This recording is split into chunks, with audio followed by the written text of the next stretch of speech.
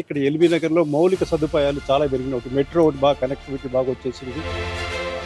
Next ఈ Telangana movement వచ్చినాక costs అన్నీ పెరిగిపోయినాయి. డెవలప్మెంట్ ఎక్కువ ఉంటుంది ఇక్కడ. సింగిల్ బెడ్రూమ్ పోర్షన్స్ అయితే లేవండి. డబుల్ బెడ్రూమ్, ట్రిపుల్ బెడ్రూమే ఉంది. సింగిల్ బెడ్రూమ్ అయితే చాలా మిడిల్ క్లాసులకైతే చాలా కష్టం ఇక్కడ. జీవనమే కష్టం అన్న. ఇప్పుడు సొంత ఇల్లు ఏడ కొనగలుగుతాం చెప్పు. ఎస్టేట్ రంగం ఈరోజు ఊహించని స్థాయిలో ఎగసి పడుతుందంటే తొలి అడుగు ఇక్కడి నుంచే పడింది. అదే మనం ఉన్న ప్రాంతం ఎల్బీ నగర్. ఎల్బీ నగర్ నుంచి రియల్ ఎస్టేట్ హవా మొదలయ్యి అది కాస్త సంగారెడ్డి వరకు ఆ దాటి ముందుకు వెళ్ళి మరి ఇంకా రియల్ ఎస్టేట్ మరింతగా పెరుగుతోంది, విస్తరిస్తోంది. ఈ నేపథ్యంలో ఎక్కడ మొదలైందో అక్కడ పరిస్థితి ఎలా ఉంది, ఎల్బీ నగర్లో రియల్ ఎస్టేట్ రంగం ఎలా ఉంది, గత ప్రభుత్వానికి ఇప్పుడు రేవంత్ పాలనలో ఏం మార్పులు వచ్చాయి హైదరాబాద్లో, ముఖ్యంగా ఎల్బీ నగర్ రియల్ ఎస్టేట్లో తెలుసుకునే ప్రయత్నం చేద్దాం రండి.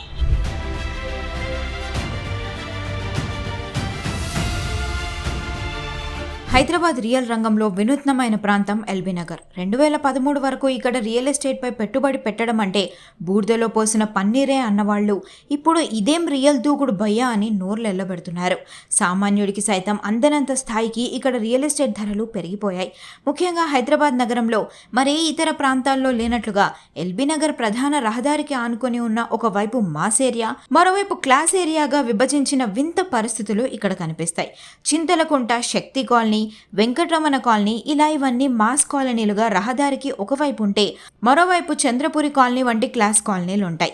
కేవలం మాస్ క్లాస్ విభజన మాత్రమే కాదు, రియల్ ఎస్టేట్ ధరలు, మౌలిక వసతులు, అభివృద్ధి, ఇలా రెండు కాలనీలు ఒకదానికొకటి పూర్తిగా విభిన్నంగా ఉంటాయి. ఎలా ఉంది ఇక్కడ రియల్ ఎస్టేట్, ఎలా ఉంది, రేట్లు ఎలా ఉంటాయి, ఇక్కడ ల్యాండ్ కొనాలంటే గజం ఎంత ఉంది సుమారుగా మీరున్న ఏరియాలో? ఏమున్న దాంట్లో 1 లక్ష పైన గజం 1 లక్ష. ఓకే, 100 గజాలు కొనాలంటే ఖచ్చితంగా 1 సిఆర్ పెట్టాలి. ల్యాండ్ కావాలంటే 1 సిఆర్. ఓకే, అపార్ట్మెంట్ అంటే ఫ్లాట్ దాన్ని బట్టి 2 బిహెచ్కే 3 బిహెచ్కే దాన్ని బట్టి మీకు కావాల్సిన ఎమ్యూనిటీస్ దాన్ని బట్టి ఫస్ట్.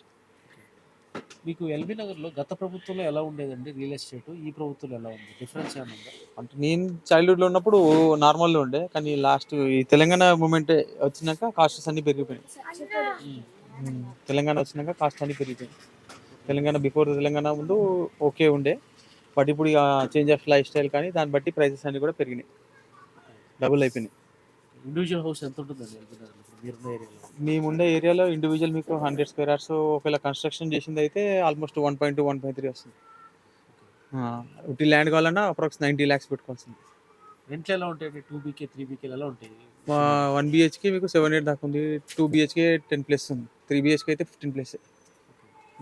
ఎక్కువ ఎల్బీ నగర్లో ఏ ఏరియా వాళ్ళు ఎక్కువ ఉంటారండి? ఇక్కడ ఎక్కువ నివసించే వాళ్ళు అన్ని సరౌండింగ్స్ నుంచి వస్తారు, ఇక్కడ అక్కడ అని కాదు, ఎందుకంటే ఫ్లెక్సిబుల్ ఉంటుంది కదా, నేషనల్ హైవేకి దగ్గర, సో అమెండిస్ అన్నీ అవైలబుల్ ఉంటాయి, సో ఏది ఉండదు, అన్ని వాకబుల్ డిస్టెన్స్ ఉంటాయి, మెట్రో ట్రైన్ వచ్చింది, ఇప్పుడు అన్నీ ఉన్నాయి. సో ఈ ఏరియా స్టేట్స్ నుంచి వస్తారు, ఏ ఏరియా అని కూడా చెప్పలేము, స్టేట్స్ నుంచి కూడా ఉంటారు, అందరూ ఉంటారు ఇక్కడ. ఇదే ఎల్బీ నగర్లోని చంద్రపురి కాలనీ. కమర్షియల్ కాలనీగా చెప్పుకునే ఈ కాలనీలో ఎక్కువ శాతం ఇక్కడ ఇళ్లు కమర్షియల్ వ్యాపారులకు, రియల్ ఎస్టేట్ కార్యకలాపాలకు అద్దెకిస్తుంటారు. ప్రధాన రహదారికి ఆనుకొని ఉండడంతో ఇళ్లు అద్దెకు దొరకాలంటే ఇతర ప్రాంతాల కంటే డబుల్ ధరలు పలుకుతుంటాయి. కేసీఆర్ ప్రభుత్వంలో తారాస్థాయికి చేరిన ఇక్కడి కొనుగోళ్లు, అమ్మకాలు ఇప్పుడు పూర్తిగా నిలిచిపోయాయి. ఇది కమర్షియల్ ఏరియా అండి. ఇది ఇక్కడ మొత్తం ఆఫీసులకి రెంట్లకి ఇస్తారు. డెవలప్మెంట్ ఎక్కువ ఉంటుంది ఇక్కడ. మీరు ఎప్పటి నుంచి ఉంటున్నారు? మేము 2011 నుంచి ఉంటున్నాం ఇక్కడ. రియల్ ఎస్టేట్ బాగా ఎప్పుడు పెరిగిపోయింది అనిపించింది మీకు? బాగా చేంజ్ ఎప్పుడు గమనించారు? చేంజ్ లాక్డౌన్లో ఒకటే లేదు రియల్ ఎస్టేట్, మిగతా మొత్తం బాగుంది. 2011లో కుంట్లూరు అటు సైడు 3-4,000 అలా ఉంది గజము. ఇప్పుడు వచ్చేసి 1 lakh అయింది. 3-4,000 నుంచి 1 lakh అయిపోయి వెళ్ళిపోయింది. మీరుంటుంది చంద్రపురి కాలనీలో ఎంత ఉంది గజం? 1.5 lakh ఉంటుందండి గజము. కార్నర్ బిట్స్ అయితే కొంచెం బ్యాక్ సైడ్ అయితే మాత్రం 1 lakh ఉంటుంది. వాకబుల్ డిస్టెన్స్ 1 lakh ఉంటుంది ఇక్కడ ఉండాలనుకునే వాళ్ళకి కాలనీలో ఏంటంటే ఎలా ఉంది? మెయిన్ సింగిల్ బెడ్రూమ్ పోర్షన్స్ అయితే లేవండి. డబుల్ బెడ్రూమ్, ట్రిపుల్ బెడ్రూమే ఉంది. సింగిల్ బెడ్రూమ్ అయితే చాలా మిడిల్ క్లాసులకైతే చాలా కష్టం ఇక్కడ. డబుల్ బెడ్రూమ్ ఫ్లాట్ మాత్రం అపార్ట్మెంట్లో 20 years ఓల్డ్ బిల్డింగే అపార్ట్మెంట్లోనైతే 75,000 అంటున్నారు. న్యూ అయితే ఇక అంతే 85. న్యూది అయితే మాత్రం మేమే చూపిస్తాము. అంటే ఓవరాల్గా ఎంత ఉంటుంది? ఒక 2 BHK ఫ్లాట్ కొనాలంటే ఎంత కాస్ట్ ఉంటుంది? అపార్ట్మెంట్లో మాత్రం ఫ్లోర్కి 4 ఫ్యామిలీస్ ఉంటాయి. 95 lakhs పడుతుంది. 95 lakhs పడ్డది మాత్రం ఒక ఫ్లోర్కి 2 ఫ్లాట్లు వస్తాయి. హైదరాబాద్ నగరంలో ఎల్బీ నగర్కు మరో ప్రత్యేకత ఉంది. ఈ ప్రాంతాన్ని ఆంధ్ర తెలంగాణ హబ్గా పిలుస్తుంటారు. నల్గొండ, మహబూబ్ నగర్, వరంగల్ వంటి తెలంగాణ జిల్లాల నుండి వచ్చి ఉద్యోగ, వ్యాపారాల నిమిత్తం దశాబ్దాలుగా ఇక్కడే సెటిల్ అయిన కుటుంబాలతో పాటు ఆంధ్రలోని విజయవాడ, గుంటూరు, విశాఖ, విజయనగరం వంటి జిల్లాల నుండి వచ్చి ఇక్కడ స్థిరపడ్డ వారు కూడా ఎక్కువే ఉన్నారు. ఎల్బీ నగర్ చుట్టూ ఫ్లైఓవర్లు, అండర్ పాస్లు, మెట్రో, అత్యంత సమీపంలోనే జాతీయ రహదారి ఉండడంతో పాటు ఇక్కడ నుండి ఎయిర్పోర్ట్కి వెళ్లాలంటే ట్రాఫిక్ ఇబ్బందులు లేకుండా వేగంగా చేరుకోవచ్చు. మరి కోకాపేట్, హైటెక్ సిటీ వంటి ప్రాంతాల్లో ఉండే అధునాతన సౌకర్యాలు లేకపోవడం వల్ల ఇక్కడ రియల్ ఎస్టేట్ ధరలు ఎగువ మధ్యతరగతి కుటుంబాలకు అందుబాటులో ఉంటున్నాయి. ఎల్బీ నగర్లో రియల్ ఎస్టేట్ చాలా బాగుందండి. ఎందుకోసం అంటే ఇక్కడ ఎల్బీ నగర్లో మౌలిక సదుపాయాలు చాలా పెరిగినాయి. ఒకటి మెట్రో ఒకటి బాగా కనెక్టివిటీ బాగా వచ్చేసింది.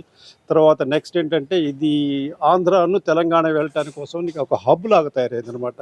ప్లస్ ఇంకోటి ఏంటంటే ఇక్కడి నుంచి ఎయిర్పోర్ట్ కూడా చాలా దగ్గరలో ఉంది.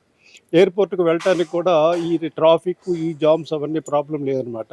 ప్లస్ ఎల్బీ నగర్ చుట్టుపక్కల కూడా ఈ మధ్య ఫ్లైఓవర్స్, అండర్ పాసెస్ ఇవన్నీ రావటం వల్ల ఈ ట్రాఫిక్ జామ్ అనేటువంటిది ఎల్బీ నగర్ అంటే దిల్సుఖ్ నగర్ నుంచి వనస్థలిపురం, హయత్ నగర్ దాకా ఈ ట్రాఫిక్ జామ్స్ అంత ఎక్కువగా లేదు. ఇప్పుడు మన హైటెక్ సిటీకి వెళ్ళాలన్నా ఎక్కడికి వెళ్ళాలన్నా కూడా మెట్రో తీటు చాలా బాగుంది కాబట్టి ఒక మిడిల్ క్లాస్ ఫ్యామిలీస్ కూడా చాలామంది ఇక్కడికి రావటానికి ఇష్టపడుతున్నారు ఇప్పుడు. కానీ చాలా ఫాస్ట్గా డెవలప్ అయింది. అంటే నాకు ఎఫోర్డబిలిటీ ఉండి కొనుక్కోవాల్సిన శక్తి ఉన్నప్పటికీ కూడా అప్పట్లో నేను కొన్నప్పుడు ఇక్కడ కొనడం వేస్ట్ అనుకున్నాను. కానీ ఈరోజు అనిపిస్తుంది నాకు అప్పుడే కనుక నేను కొనుక్కొని ఉంటే ఎంతో బాగుండేది అనిపిస్తుంది. చాలా బాగా డెవలప్ అయింది ఎల్బీ నగర్ మటుకు, చాలా బాగుంది.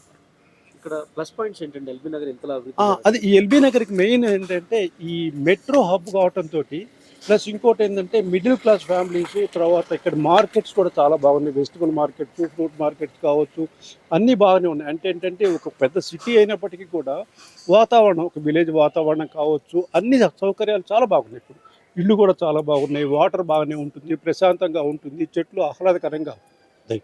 కొంచెం చాలా బాగుంది వేరే వాటితో కంపేర్ చేసుకుంటే ఇక్కడ ఎల్బీ నగర్ చాలా బాగుంది. ఎల్బీ నగర్ రియల్ బూమ్ ఇప్పుడు కొత్తగా పెరగాల్సిన పరిస్థితులు లేవు. ఇప్పటికే ఊహించని స్థాయికి ఇక్కడ రియల్ రంగం ఎగబాకి పీక్స్కు చేరుకుంది. ఎల్బీ నగర్ నుండి జాతీయ రహదారి వరకు సుమారు 15 కిలోమీటర్లు దాటి రియల్ ఎస్టేట్ రంగం గత 10 ఏళ్లలో విపరీతంగా అభివృద్ధి చెందింది. గజం భూమి ధర ఎల్బీ నగర్లో 1.5 లక్ష పలికితే ఎల్బీ నగర్కు దూరంగా జాతీయ రహదారికి సమీపంలో శివారు ప్రాంతాల్లో చెప్పుకునే పెద్దంబర్పేట్, తోరూరు నుండి ఘట్కేసర్ వరకు గజం భూమి 30,000కు దొరుకుతోంది. ఈ నేపథ్యంలో కేవలం పెట్టుబడి రెట్టింపు కావాలనుకునే వారు కోట్లు వేచించి మరీ ఎల్బీ నగర్లోనే స్థలాలు, ఇండిపెండెంట్ హౌస్లు, ప్లాట్లు కొంటున్నారు. ధరలు ఇప్పట్లో పెరగకున్నా పర్లేదు, సొంత స్థలం కావాలి, ఒక ఇల్లు కొనాలి అనేవారు మాత్రం ఎల్బీ నగర్కు దూరంగా జాతీయ రహదారికి దగ్గరగా ఇల్లు, స్థలాలు కొనేందుకు ఆసక్తి చూపుతున్నారు. ఇక రోజువారీ కూలీలు, ఆటో డ్రైవర్లు, చిరు ఉద్యోగులు ఇలా వీళ్ళైతే ఎల్బీ నగర్లో సొంతింటి కలపై ఆశలు ఎప్పుడో వదిలేసుకున్నారు. ఇక్కడ ఎల్బీ నగర్లో ఉంటుందా? ఎల్బీ నగర్ రేట్లు ఎలా ఉన్నాయండి? రేట్లు బాగానే ఉన్నాయి, తగ్గలేదు. పాత రేట్లు ఈ మధ్యకాలంలో ఏమైనా ఒక్కసారిగా పెరిగిన పరిస్థితులు ఉన్నాయా రేట్లు? ఇప్పుడు స్కూల్ స్టార్ట్ అవుతున్నాయి కాబట్టి ఇంకా పెరిగే అవకాశాలు ఉన్నాయి. ఇప్పుడు ఒక ఆటో నడుపుకుంటూ ఎల్బీ నగర్లో ఫ్యామిలీతో ఉండాలంటే ఇక్కడ పరిస్థితులు ఎలా ఉన్నాయండి? ఇక్కడ సరిపోతాయో వచ్చే డబ్బులు ఏంటి? సరిపోవన్నా, చాలా కష్టం. ఇలా ఎంత వస్తుంది ఏంటి? ఎంత వచ్చింది? రోజు 1000 రూపాయలు సంపాదిస్తాం, ఆడికాడికి గడిచిపోతుంది అంతే, అంత మించి లేదు. ఒక సొంత ఇల్లు కొనుక్కునే పరిస్థితులు ఉన్నాయా ఇక్కడ ఎల్బీ నగర్ చుట్టుపక్కల? జీవనమే కష్టం అన్న, ఇక సొంత ఇల్లు ఏడ కొనగలుగుతాం చెప్పు. మార్నింగ్ 6కి వస్తే సాయంత్రం 8 గంటలుగా నడితే కూడా ఒక 1000 రూపాయలు వస్తాయి అంతే. 1000 రూపాయలలో ఈ రోజులలో ఈ హైదరాబాద్లో బతకడం అంటే మీకు కూడా తెలిసి ఉంటుంది, కష్టం జీవనం. 2016 నుండి 2019 మధ్య కాలంలో ఎల్బీ నగర్లో రియల్ ఎస్టేట్ ధరలు విపరీతంగా పెరిగిపోయాయి. అప్పటి వరకు గజం 20,000 పలికితే అప్పటి వరకు గజం 20,000 పలికే స్థలాలు ఆ తర్వాత ఏకంగా గజం 1,20,000కు పైగా చేరిపోయింది. ఎల్బీనగర్ పరిసర ప్రాంతాల నుండి నిత్యం లక్షలాది మంది ఉద్యోగ వ్యాపారాల నిమిత్తం హైటెక్ సిటీ వైపు వెళ్తుంటారు. ఒకవైపు మరింత విస్తరిస్తున్న మెట్రో, మరోవైపు కనుచూపు మేరలో ఔటర్ రింగ్ రోడ్, ఇలా ఎల్బీనగర్లో రియల్ బూమ్ స్వరూపమే మార్చేశాయి. హైదరాబాద్ రియల్ ఎస్టేట్లో ఎల్బీనగర్ లెక్కలే వేరు. తగ్గేదేలే అన్న స్థాయికి హైదరాబాద్లో ఎల్బీనగర్ రియల్ ఎస్టేట్ ధరలు చేరిపోయాయి. అయితే గత కొన్నాళ్లుగా అమ్మకాలు కొనుగోలు తగ్గాయి, కానీ ఏమాత్రం కూడా ధరల్లో మార్పు లేదు. ధరలు కిందకు దిగడం లేదు. అమ్మకాలు కాస్త ప్రభావం చూపినప్పటికీ కూడా ఎల్బీనగర్లో ఇల్లు కొనాలన్నా స్థలం కొనాలన్నా సామాన్యుడికి అంత ఈజీగా అందే పరిస్థితుల్లో లేదు.